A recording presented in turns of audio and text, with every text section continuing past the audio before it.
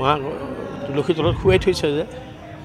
এই শুৱাই থোৱাটোৰ কাৰণে বেছি কষ্ট পাইছোঁ তাৰমানে মই ধৰা গৈ কষ্ট নোপোৱাকৈ সৎকাৰখিনি কৰি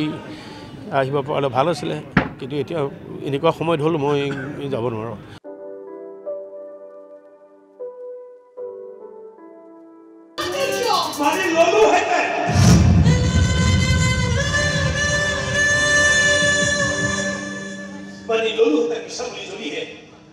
চাৰিটা 20 মানত ঢুকাইছে মা পৰহিলৈকে মোৰ লগতে আছিলে মই ঘৰতে আছিলোঁ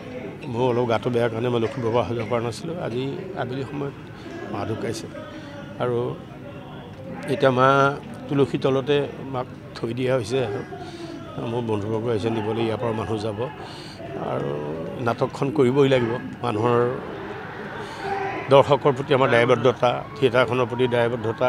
ভাইমনৰ প্ৰতি দায়বদ্ধতাটো আমি মানিবই লাগিব সেইকাৰণে মা গ'ল মই গৈ পেলাই আৰু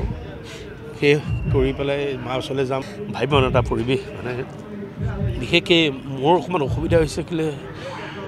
মা তুলসী তলত শুৱাই থৈছে যে এই শুৱাই থোৱাটোৰ কাৰণে বেছি কষ্ট পাইছোঁ তাৰমানে মই ধৰা গৈ কষ্ট নোপোৱাকৈ সৎকাৰখিনি কৰি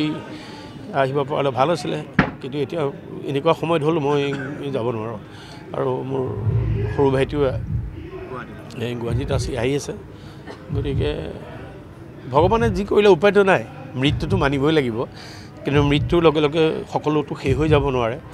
মায়ে কষ্ট পাব মই যদি মোৰ কামত গাফিলতি কৰোঁ সেইকাৰণে মানে কেতিয়াহে আজৰি হৈ আপুনি যাবলৈ ৰৈ আছে হয় মই সেইখিনি হ'লেই মই যাবলৈ ৰৈ আছোঁ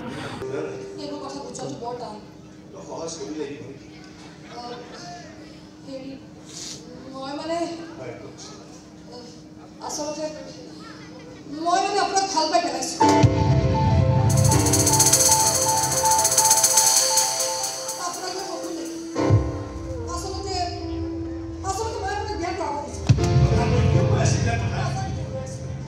হয়তো আপুনি সৎ কাৰণে হয়তো আপুনি সাহসী কাৰণে হয়তো আপুনি এজন চিধা চাধা মানুহ কাৰণে মোৰ এনেকুৱা লাগে মই যে আপোনাৰ লগত থাকিলে নহ'লে হয়তো গোটেই জীৱন মই কান্দি পাৰ কৰিব পাপাহঁতে আমাৰ এই সম্পৰ্কটো মানি নলয় আপোনাক মই বন্ধু